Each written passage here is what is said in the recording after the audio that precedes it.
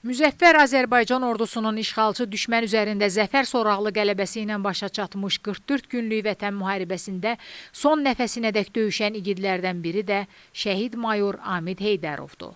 Vətən müharibəsi qəhrəmanı Amid Heydərovun anım günü ilə bağlı bugün doğulduğu Lerik rayonunda tədbir keçirilib. Tədbirdə Lerik rayon icra hakimiyyətinin başçısı, yerli hüquq mühafizə orqanlarının, idarə, müəssisə və təşkilatların rəhbərləri, şəhidin ailə üzvləri və döyüş yoldaşları, habelə rayon ictimaiyyətinin nümayəndələri iştirak ediblər. Əvvəlcə şəhidin məzarı ziyarət olunub, ruhuna dualar oxunub. Daha sonra şəhid Amid Heydərovun həyatı və döyüş fəaliyyəti haqqında qonaqlara ətraflı məlumat verilib. Bildirilib ki, Azərbaycan Silahlı Qüvvələrinin mayoru Amid Heydərov Lerik şəhərində anadan olub.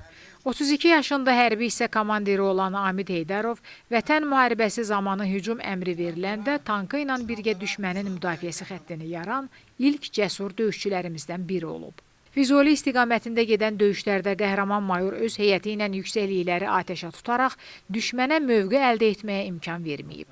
Son mərmisinədək, son nəfəsinədək rəşadətlə vuruşub. O, Cəbrayılın azadlığı uğrunda gedən döyüşlərdə iştirak edib və oktyabrın 3-də döyüşlərin birində qəhrəmancasına şəhadətə yüksəlib.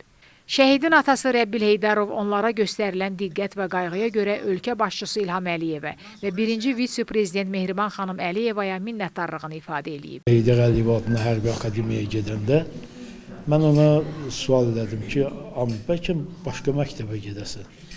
Dedi, mən baba ancaq oraya gedəcəm, özü də yüksək səviyyədə oxuyacam, xalqımın torpaqlarını azad eləmədim. 44 günlük müharibəni çox səbirsizliklə gözləyirdik. Və ayın 27 sentyabr mənə zəng elədi, saat 12-də mənə zəng elədi. Soruşdum, Ahmet, müharibəyə gedirsiniz? Dedi, bəli baba, müharibəyə gedirik. Sonradan yaxşı xəbərləri gəldi.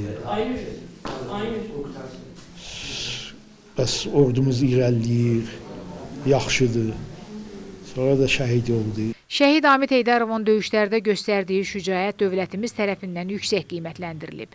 Dövlət başçısının müvafiq sərəncamları ilə ona ölümündən sonra Vətən müharibəsi qəhrəmanı adı verilib.